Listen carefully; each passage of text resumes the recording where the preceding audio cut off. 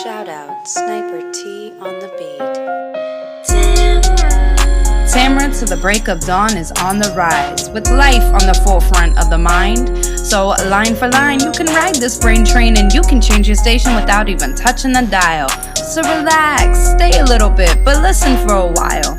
And whether you're bumping this in the whip or in a business fit, it's a meeting you won't want to miss. A meeting for a meal to feed the soul with words for the mind. So sit back, enjoy the ride. Time to take off, it's time to fly. Cause Tamara till the break of dawn is on the rise. Guess who's back? Back again. Yes. Thank you so much for tuning in. Welcome to the show. It's me, y'all. Tamara. Yes.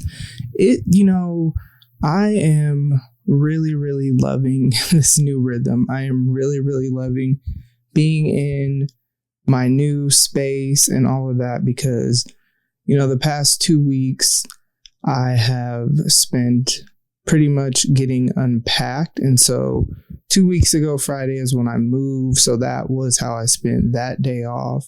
And then we technically had an extended weekend because of Labor Day. So then I had all these extra days off that I normally wouldn't have, but it was all spent unpacking and getting settled. And I do not regret that because I'm very much the type of person where my space needs to be in order and everything in its place and all of that, just so that I can feel good about life. You feel me? And then last Friday, because Friday is my for sure day off, and then Saturday is kind of it's not like I work all day, but I will do some stuff. But Friday is really, I try to have a 24-hour period of time where I'm not doing anything work related. And so last Friday, though, I had to put my desk together. So I spent a lot of the day doing that after I went to the gym. And so it wasn't just a day off where I could just do whatever I wanted. It was more so a day off where I was still getting unpacked. Because then once I put the desk together, then I had to get my desk set up and monitor and just everything just to kind of again, get my space in order. And so now that I've done that, today is the first day off that I've had where it was just I got my hair done and then I came home, I cooked lunch or whatever. Then I went to coffee with a friend and then I went to an evening workout and came home and showered, and it was just a really just relaxing day off. And I haven't had that in a long time because even when I was in, the space that I was in before and I was living with someone, I never really could get settled in that space because I knew it was temporary. Plus I was living out of boxes. I never unpacked my clothes or any of that stuff because even though I ended up being there 11 months. That was never the plan, from jump. So because I was always in this state of, I know I'm leaving, I just don't really know when, I never could get settled. You know what I mean? And so it's just, man, today is, the first day off that I've had where I just felt like it was a nice, relaxing day off. And what's really interesting is I was really late to the CrossFit class. The class started at 5:30 and I didn't get there till 6:10. And in my mind, I was thinking there was a 6:30 or a class or whatever.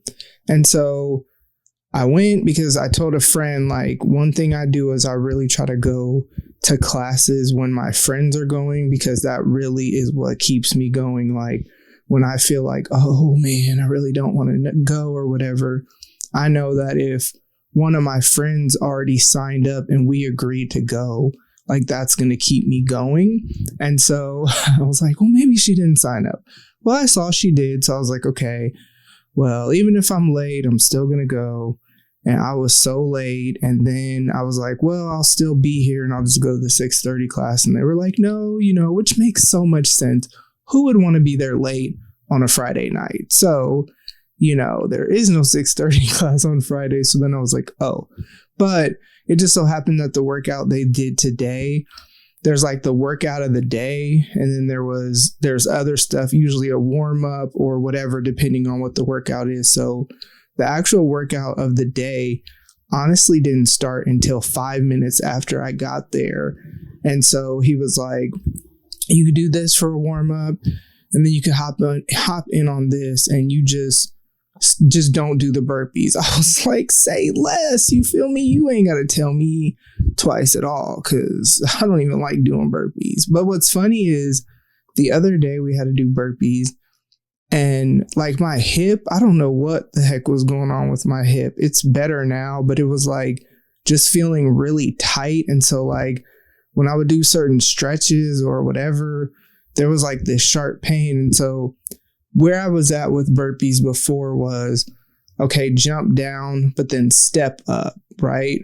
Well, it's so funny because it felt better to do burpees normal, because for whatever reason, that step up and that stretch in the leg, it wasn't it. So I actually did burpees normal where I jump down or jump back or whatever and jump up just because it felt better. And I remember the coach was like, well, I'll take that, you doing jumping burpees because your hip issue or whatever. Because he kind of looked at me like, are you like, I could tell he was about to tell me or like try to ask me why I was jumping. And then I was just like, it feels better to jump. And then he was just like, oh, well, all right. You know what I mean? But yeah, it's crazy because I really only got in like a 23-minute workout.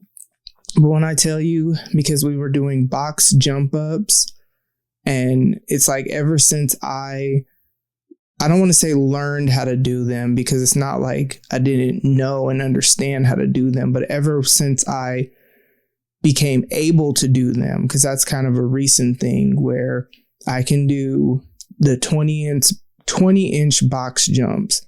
And so ever since I learned how to do that, I don't want to do box step ups unless that's actually the workout. And so doing that and then doing jumping pull-ups, because I'm not to the level of doing like regular pull-ups yet.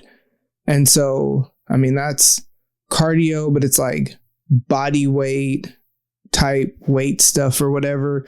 And so it was a really good 23-minute workout. Like, your girl was winded after that. And I'm like, that's crazy. I was only here for 23 minutes actually doing whatever. Like, I warmed up by doing the Echo bike, I think is what it's called. So it's like the type of bike where the arms move too. So it's just not like a regular stationary bike or whatever.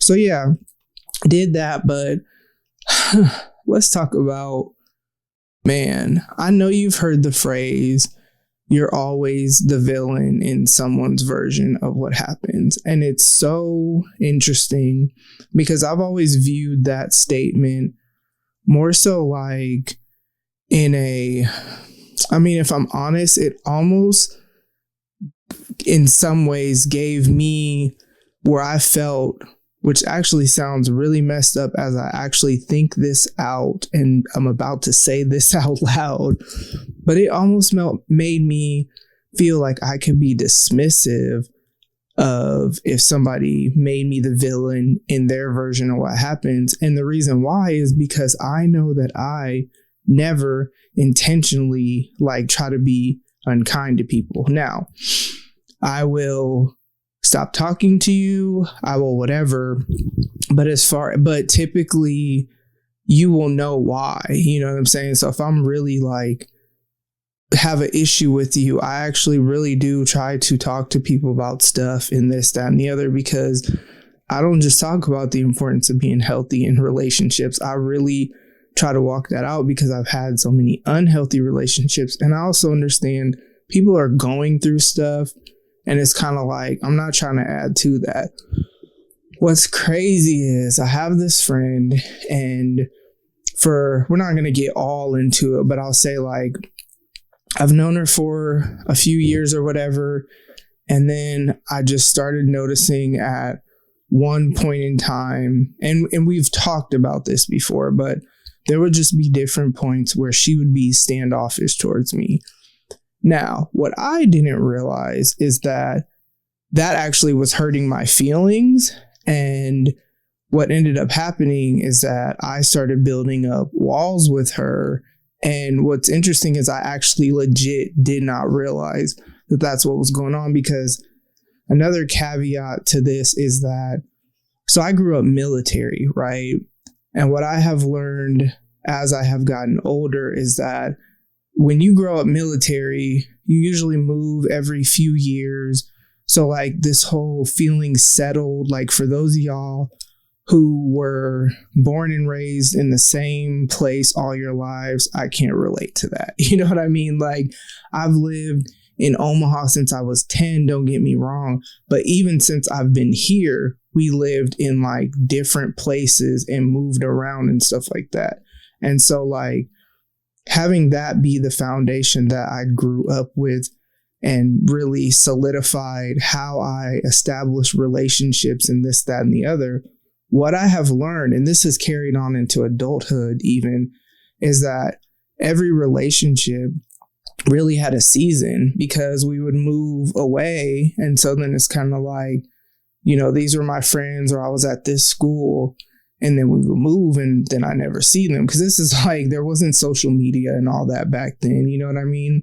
And so then what I've noticed even in adulthood is that because of job changes or even church changes or whatever, there have been people that for a season we were around each other. You know, proximity makes it a lot easier to really dive into relationships and stuff like that. And so we would have seasons where we'd be close, and then that season would end because either I'd switch jobs or I switched churches or just whatever. And so what I realize is I'm always so used to people just being kind of seasonal, not because we beefing or anything like that, just because of life. So let's fast forward to this relationship. So when she started being standoffish at different points, she would come back and talk to me and tell me why. And it was never anything that I did. It was always whatever she was going through and whatever. And we would talk about it. But what I realized after the fact is that I had started building walls up with her because there was like hurt there, and also like this not wanting to get too attached or whatever, which is something I struggle with kind of anyway, just because, like I said, moved around a lot, grew up military, so whatever. And so there came this point where we kind of just stopped talking. Now, in my mind, I'm thinking, okay, well, maybe, you know, the season of our friendship has just ended because just things shifted anyway within our lives where like we weren't really around each other as much anyway. And because I'm so used to that, that's what I thought it was. And then, I don't know, some time goes by and I actually had a dream about her. And so then I text her because, again, I wasn't beefing. You know, I didn't know that I had this hurt towards her, like legit did not realize that's what it was. And so we kind of talk a little bit because like she hadn't even known that my dad had died. Like that's how long it had been since I talked to her. And then we agreed to get coffee or whatever. So that's who I went to coffee with earlier today. And so we made that plans however many weeks ago when I had this dream. Fast forward a little bit, and the Lord revealed to me that I had like bitterness in my heart towards her, and basically was like I needed to apologize to her, and I needed to tell her why I was apologizing. So I'm like, okay, because again, I'm very much someone that when something is revealed to me, I will tell you, because being healthy in relationships is important, and sometimes that takes vulnerability, right? Okay, so we have coffee, whatever. We talk about all this other different stuff. And then finally we get to it and I apologize. Now I'm thinking I'm going to apologize and like maybe this might be some she might not have even really realized what was going on, because it was always this, her be standoffish for whatever reason. And so I figured that's just what she was on. Come to find out, y'all, like she noticed how I basically kind of like just stopped making an effort in the friendship. So she thought I didn't care. And like she was actually like hurt, and just got to this point where she was like, I usually go to her and I explain whatever when I'm whatever, and she's not doing that. And like I've always been pretty consistent with her in her mind. And then suddenly it was just like, I just stopped making an effort. And so she just kind of was like, well, I guess that season has ended. And what's really interesting is that, you know, yes, there was busyness, like work got really, really busy. And then even just being in that state of transition, it's not until I have moved and am settled, because it had nothing to do with necessarily the environment that I was in. It was more so just the fact that I was not settled. So I'm living out of boxes. I'm not in my own bed. Like my room is chaotic because there's not really room to, you know, really put anything anywhere or be organized or whatever. So like all that is going on, and I'm getting to this point of like frustration with all of that. Work is chaotic as I'm trying to learn a new role, and we're just like super, super busy. And then my dad died, you know what I mean? But even before he died, it was already like our friendship had really just become extremely distant. And then when I'm in that mode of, oh, I can sense the season has changed or whatever. Now, if somebody reaches out to me, or if I see you in the streets or whatever, like it's never we stop talking because of beef. It's just life. You know what I mean? That's how it is as adults sometimes. But she didn't make an effort, and because she just thought I didn't care anymore is what she told me. And then I didn't make an effort because I just figured she was just being standoffish again. And so we were able to like have this really healthy and vulnerable conversation. And yes, apologies were given on both sides, because she obviously had no idea that how she had acted, like how it affected me, because I didn't know. And that's what I had to tell her. I was like, let me be clear that it's not like I was aware of this and I was just being fake. Like I really did not realize that that's what was going on. But what I love about all of this is that there was just humility on both sides to really like, even though we both had been hurt, it's kind of like we were able to then understand how, you know how they say hurt people hurt people. So we were both able to understand how the hurt that we had experienced by each other, right? And the way that we responded to that hurt, how that actually inflicted hurt to the other person, because the other person didn't really realize what we were going through. And so that's what made me late to my workout, because that conversation was longer than I expected it to be, but it needed to be, because I didn't know that that's how she felt. And, you know, but it's interesting because we both were like, I'll just go here. I was the villain in her version of what happened, right? And like I said earlier, that always before made me view it as like giving me permission to be dismissive, because it's like, yeah, you're always the villain in someone else's version of what happens, but like, you know what it was, you know what I mean? Like that's how I viewed it. And I've even like said stuff not in that way verbatim, but like that was the mindset that I had. And so it's really interesting because I can't say that I agree with that anymore. I feel like that's actually a very unhealthy mindset to have, because yes, while you are the villain sometimes in someone's version of what happened, and even though that may not be your intent, if you value the relationship, because if you don't, then the rest of what I'm about to say is pointless. But if you value the relationship it is your responsibility to at least do your part to try to figure out. Like, I never asked her why certain things. And that's one of the things that she said she didn't understand, is that I never asked her certain things. I'm not going to go all into it because that's irrelevant, but it's the whole point of sometimes when, I didn't ask certain things because I didn't know that she would really want to talk about that or would really be vulnerable or whatever and like go there. And I told her that. But sometimes our fears or our insecurities, if we operate out of them, actually cause more damage to a relationship than anything, because it communicates sometimes something that we don't actually mean. So like me not feeling secure because of the standoffishness here and there or whatever, and then having built the walls up and then operating out of that insecurity, when really I should have just like told her, if I would have known, like, hey, whatever would do, or even just ask like, dude, like, why? You know what I mean?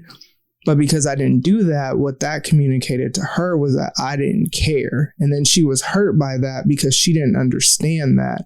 So yeah, it was a very interesting and just very humbling conversation. But what I love about it is just, in friendships and, in relationships, there's going to be stuff like that. But at the end of the day, you talk through it and you believe the best about the other person. Like, unless they've been just a trash friend, that's different. But this has not been that, you know what I mean?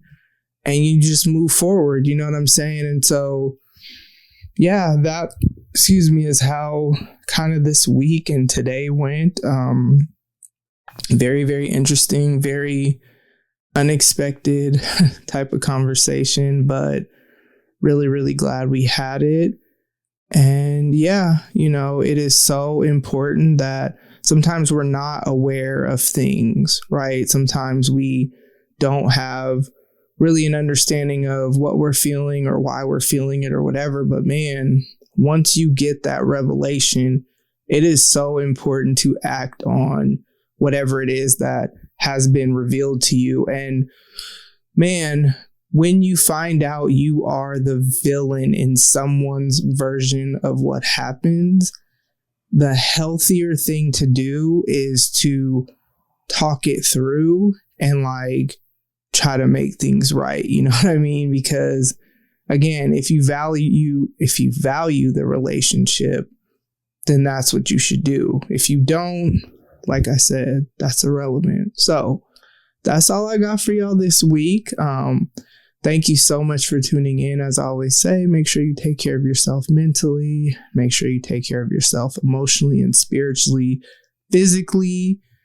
And yeah, be healthy in relationships, y'all. It's just, I'm in this season where I am so deep in community, especially like having roommates and stuff like that. And that's very new for me, but it's such a fun season where I'm just learning a lot about myself. I recently was at this basically like all day work, we'll just say trainings. And one of the things that somebody said is that there's no such thing as being self-aware. You really only become aware of certain things around you or certain things within you by being around people, and the way that you interact with them reveals to you things about yourself.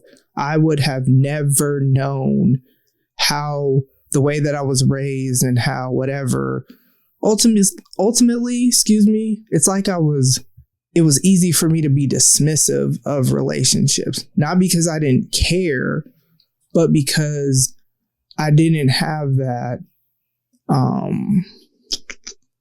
that kind of like stability, because I was always moving around. But I would have never realized that, and how actually that's not necessarily healthy, until I was around someone that unfortunately got to experience me operating in that, and it actually hurt, her feelings. So yeah, that's all I got for y'all. And I love y'all so much. Thank you for tuning in, and I will talk to y'all soon. Bye. Ladies and gents, this concludes transmission. Tune in next time for a whole new edition. Another adventure and mission to share, be heard, and clarify the vision of this whole new world for